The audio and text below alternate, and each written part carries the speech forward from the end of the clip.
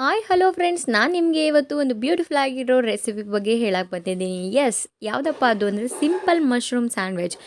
ತುಂಬಾ ಟೇಸ್ಟಿಯಾಗಿರುತ್ತೆ, ಕ್ವಿಕ್ಕಾಗಿ ಆಗುತ್ತೆ. ಹಾಗೆ ಇದನ್ನು ನೀವು ಈವ್ನಿಂಗ್ ಸ್ನ್ಯಾಕ್ಸ್ ಆಗಿ ತಗೋಬೋದು ಅಥವಾ ಮಾರ್ನಿಂಗ್ ಬ್ರೇಕ್ಫಾಸ್ಟ್ ಆಗೂ ಯೂಸ್ ಮಾಡ್ಬೋದು. ಸೊ ಇದನ್ನು ಹೇಗೆಲ್ಲ ಮಾಡ್ಬೋದು ಇವತ್ತಿನ ವೀಡಿಯೋದಲ್ಲಿ ನಾನು ನಿಮಗೆ ಹೇಳ್ಕೊಡ್ತಾ ಇದ್ದೀನಿ. ನೀವಿನ್ನು ನನ್ನ ಚಾನಲ್ಗೆ ಸಬ್ಸ್ಕ್ರೈಬ್ ಆಗಿಲ್ಲ ಅಂದರೆ ಪ್ಲೀಸ್ ಸಬ್ಸ್ಕ್ರೈಬ್ ಆಗಿ, ಅಲ್ಲೇ ಕಾಣಿಸ್ತಾ ಇರೋಂಥ ಬೆಲ್ ಐಕಾನ್ನ ಕ್ಲಿಕ್ ಮಾಡಿ. ಇದರಿಂದ ನನ್ನ ಎಲ್ಲ ವೀಡಿಯೋಸ್ ನಿಮಗೆ ನೋಟಿಫಿಕೇಷನ್ ಮೂಲಕ ತಲುಪುತ್ತೆ ಅಂತ ಹೇಳ್ತಾ ಇವತ್ತಿನ ವಿಡಿಯೋ ಸ್ಟಾರ್ಟ್ ಮಾಡೋಣ ಬನ್ನಿ.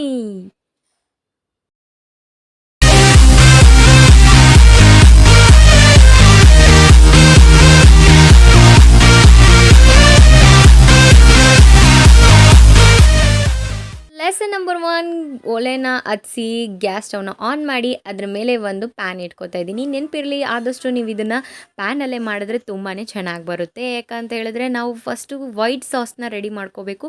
ಸೊ ಅದಕ್ಕೋಸ್ಕರ ನಾನು ಈ ತಳ ಹಿಡಿಬಾರ್ದು ಆ ಪಾತ್ರೆನ ಇಟ್ಕೊಂಡಿದ್ದೀನಿ. ಸೊ ಫ್ಲೇಮು ಅಷ್ಟೇ ಮೀಡಿಯಮ್ ಫ್ಲೇಮಲ್ಲಿ ಇಟ್ಕೊಂಡು ಅದಕ್ಕೆ 2 ಸ್ಪೂನು ಬಟರ್ ಹಾಕೋಬೇಕು. ಬಟರು ನೀವು ಎಷ್ಟು ಹಾಕ್ತೀರಾ ಅಷ್ಟು ಚೆನ್ನಾಗಿ ಈ ಒಂದು ಸ್ಯಾಂಡ್ವಿಚ್ ತುಂಬಾ ಚೆನ್ನಾಗಿ ಬರುತ್ತೆ. ಸೊ ಅದಾದಮೇಲೆ ಬಟರ್ ಹಾಕಿದ್ಮೇಲೆ ನೀವು ಇದಕ್ಕೆ ಏನು ಆ್ಯಡ್ ಮಾಡಬೇಕು ಅಂದರೆ ಮೇಯ್ನ್ ಇಂಗ್ರೀಡಿಯೆಂಟ್ಸ್ ಆದಂತಹ ಮಶ್ರೂಮ್ನ, ದೊಡ್ಡ ಮಶ್ರೂಮ್ನ ಸ್ಲೈಸ್ ಆಗಿ ಕಟ್ ಮಾಡಿ ಇಟ್ಕೊಂಡಿದ್ದೀನಿ. ಆದಷ್ಟು ಇದನ್ನು ತೀರಾ ಚಿಕ್ಕದಾಗಲೂ ಕಟ್ ಮಾಡ್ಕೊಬೇಡಿ, ತೀರಾ ದಪ್ಪಾಗೂ ಕಟ್ ಮಾಡ್ಕೊಬೇಡಿ, ಒಂದು ಮೀಡಿಯಮ್ ಸೈಜಲ್ಲಿ ಕಟ್ ಮಾಡ್ಕೊಳ್ಳಿ. ಸೊ ಯಾಕಂದರೆ ತೀರಾ ಸಣ್ಣದಾಗಿಬಿಟ್ರೆ ಬೇಗ ಬೆಂದು ಕಚ್ ಥರ ಆಗಿಬಿಡುತ್ತೆ. ದಪ್ಪ ಆದರೆ ಬೇಯೋದೇ ಇಲ್ಲ, ಅದು ನಿಮಗೆ ಹಸಿ ಸ್ಮೆಲ್ ಬರುತ್ತೆ. ಸೊ ದಟ್ಸ್ ವೈ ನೀವು ಒಂದು ಒಂದು ಮೀಡಿಯಮ್ ಸ್ಲೈಸಲ್ಲಿ ಇದನ್ನು ಕಟ್ ಮಾಡ್ಕೊಳ್ಳಿ ಸೈಜಲ್ಲಿ. ಸೊ ಅದಾದಮೇಲೆ ಉಪ್ಪು ಹಾಕ್ತಾಯಿದ್ದೀನಿ. ನೆನಪಿರಲಿ ಫ್ರೆಂಡ್ಸ್, ನಾನು ಸ್ಟಾರ್ಟಿಂಗ್ ಹಾಕಿರೋ ಮಶ್ರೂಮ್ಗೂ ಈಗೂ ತುಂಬಾ ಕಲರ್ ಡಿಫ್ರೆನ್ಸ್ ಆಗಿದೆ. ಸೊ ಇದಿಷ್ಟು ಚೆನ್ನಾಗಿ ಫ್ರೈ ಆದಮೇಲೆ ಅದಕ್ಕೆ ಒಂದು 1/4 ಟೀ ಸ್ಪೂನಷ್ಟು ಪೆಪ್ಪರ್ ಪೌಡ್ರನ್ನ ಆ್ಯಡ್ ಮಾಡಿಕೊಂಡು ಅದನ್ನು ಒಂದು ಸರ್ವಿಂಗ್ ಬೌಲಿಗೆ ಎತ್ತಿಡ್ಕೊಳ್ಳಿ. ಸೊ ಅದಾದಮೇಲೆ ನಾನಿಲ್ಲಿ ಚೀಸ್ ಕ್ಯೂಬ್ನ ಯೂಸ್ ಮಾಡಿದ್ದೀನಿ, ಕ್ಯೂಬ್ ಚೀಸ್ ಅಂತಾರಲ್ಲ ಅದು. ಅದಾದಮೇಲೆ ಅದೇ ಪಾತ್ರೆಗೆ ಒಂದು ಅರ್ಧ ಕಪ್ ಆಗುವಷ್ಟು ರಾ ಮಿಲ್ಕ್, ಹಸಿ ಹಾಲನ್ನ ತಗೊಳ್ಳಿ. ಅದಾದಮೇಲೆ 1 ಸ್ಪೂನ್ ಬೆಣ್ಣೆ ಹಾಕಿ ನಾನು ಚೀಸ್ ಕ್ಯೂಬ್ ತೋರಿಸಿದ್ನಲ್ಲ ಅದನ್ನ ತುರಿದು ಹಾಕ್ತಾಯಿದ್ದೀನಿ. ಸೊ ತುರಿದು ಹಾಕೋದ್ರಿಂದ ಬೇಗ ಬೇಯುತ್ತೆ, ಬೇಗ ಹೊಂದ್ಕೊಳ್ಳೋಕ್ಕೆ ಹೆಲ್ಪ್ ಮಾಡುತ್ತೆ. ಸೊ ಇದಿಷ್ಟನ್ನು ಚೆನ್ನಾಗಿ ಕಲಿಸ್ಬೇಕು. ಇದು ಚೆನ್ನಾಗಿ ಕಲಿಸ್ತಾ, ಇದು ಸ್ಟಾರ್ಟಿಂಗು ಕ್ವಾಂಟಿಟಿ ನೋಡಿದ್ರೆ ನಿಮಗೆ ಇಷ್ಟ ಅನಿಸುತ್ತೆ. ಸೊ ಅದು ಆಗ್ತಾ ಸ್ವಲ್ಪ ಅದು ಕಮ್ಮಿ ಆಗ್ತಾ ಬರುತ್ತೆ ಕ್ವಾಂಟಿಟಿ ಎಲ್ಲ. ಅದು ಒಂದು ಸಾಸ್ ಥರ ಬರುತ್ತೆ. ಅದಾದಮೇಲೆ ಪೆಪ್ಪರ್ ಪೌಡ್ರು ಆ್ಯಡ್ ಮಾಡಿದ್ದೀನಿ. ನೋಡಿ, ಇಲ್ಲಿ ನಾನು ಸ್ಟಾರ್ಟಿಂಗಿಗೆ ಮಾಡಿರೋ ತಿಕ್ಕಿಗೂ ಈಗ ಹಾಕಿರೋ ತಿಕ್ಕಿಗೂ ತುಂಬಾ ಡಿಫ್ರೆನ್ಸ್ ಇದೆ. ಸೊ ನಾನು ಏನಕ್ಕೆ ಈ ಪಾತ್ರೆನ ಯೂಸ್ ಮಾಡಿ ಅಂತ ಹೇಳಿದೆ ಅಂದರೆ ನಿಮಗೆ ಗೊತ್ತಾಗ್ತಾ ಇದೆ ಅನಿಸುತ್ತೆ, ತಳ ಹಿಡಿಬಾರ್ದು. ಸೊ ಅದಕ್ಕೋಸ್ಕರ ಈ ಪಾತ್ರೆನ ಯೂಸ್ ಮಾಡಿ. ಅದಾದಮೇಲೆ ಸ್ಟಾರ್ಟಿಂಗ್ ನಾವು ಮಶ್ರೂಮ್ನ ಫ್ರೈ ಮಾಡಿದ್ದನ್ನ ಇದ್ರ ಜೊತೆಗೆ ಆ್ಯಡ್ ಮಾಡ್ತಾಯಿದ್ದೀನಿ. ಇದನ್ನು ಲೋ ಫ್ಲೇಮು, ಮಶ್ರೂಮ್ ಆ್ಯಡ್ ಮಾಡಿದ ತಕ್ಷಣ ಲೋ ಫ್ಲೇಮಲ್ಲೇ ಇಟ್ಕೊಂಡು ಅದನ್ನು ಬೇಯಿಸ್ಕೊಳ್ಳಿ.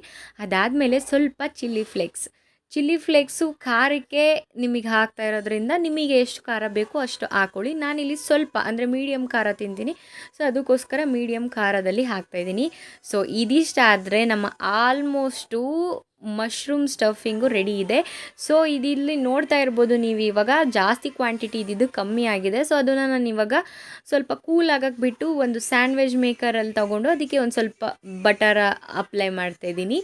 ಬಟರು ಆಲ್ಮೋಸ್ಟ್ ಅಲ್ಲಿ ಎಲ್ಲ ಕಡೆ ನೀಟಾಗಿ ಸ್ಪ್ರೆಡ್ ಆಗಬೇಕು. ಯಾಕಂದರೆ ನಾವಿಡೋ ಅಂತಹ ಬ್ರೆಡ್ ಅದು ಒಂದು ಕ್ರಿಸ್ಪಿ ಆಗಿ ಬರುತ್ತೆ ಬಟರ್ ಯೂಸ್ ಮಾಡೋದ್ರಿಂದ.